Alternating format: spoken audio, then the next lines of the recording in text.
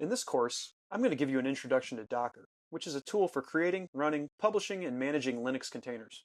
Up until recently, most cloud platforms were virtual machine based, but the rising popularity of Docker and containerization is making it clear that the future of the cloud is containers.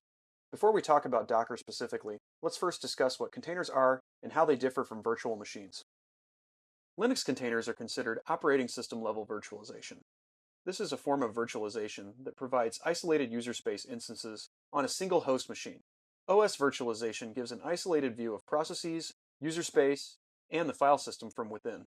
Unlike other forms of virtualization, containers share the kernel with the Linux host that they are running on.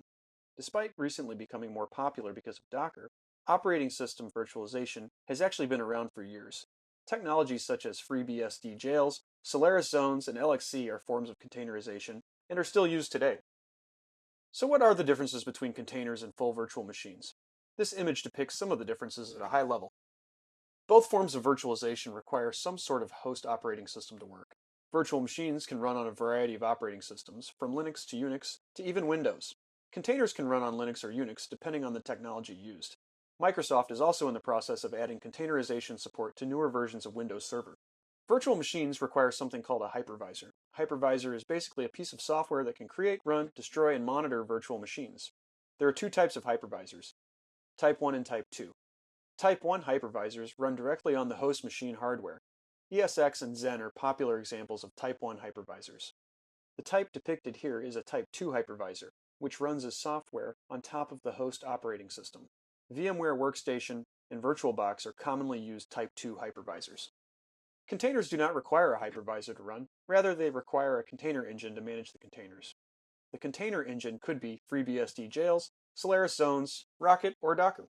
Virtual machines that are managed by a hypervisor can run any guest OS they choose, regardless of the host operating system or hypervisor.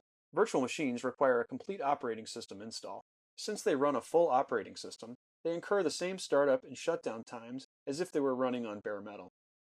Virtual machines can run many processes and have a variety of network configurations and file system configurations. Containers have significantly smaller overhead than a full virtual machine. This is because they share the kernel with the host operating system. This means that containers can start and stop extremely fast. Containers are typically used to contain a single process and its dependencies. And usually the startup time is determined by the amount of time the containerized process takes to start. This makes containers extremely efficient in clustered cloud-like environments where container instances can come and go at any time. One drawback of containers, though, is that they share the host operating system's kernel, and so they must use the same operating system. For example, Docker containers must run Linux distributions, and they cannot run Unix or Windows processes. Docker is a tool built as an abstraction on top of Linux containers. It allows for easy programmatic creation and distribution of container images, as well as launching and deploying containers themselves. Docker provides simple command line tools and HTTP APIs that make managing containers easy to automate and creates a homogeneous system for running applications.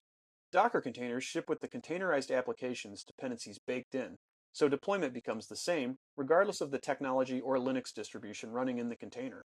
In the next lesson, we'll discuss the Docker architecture at a high level.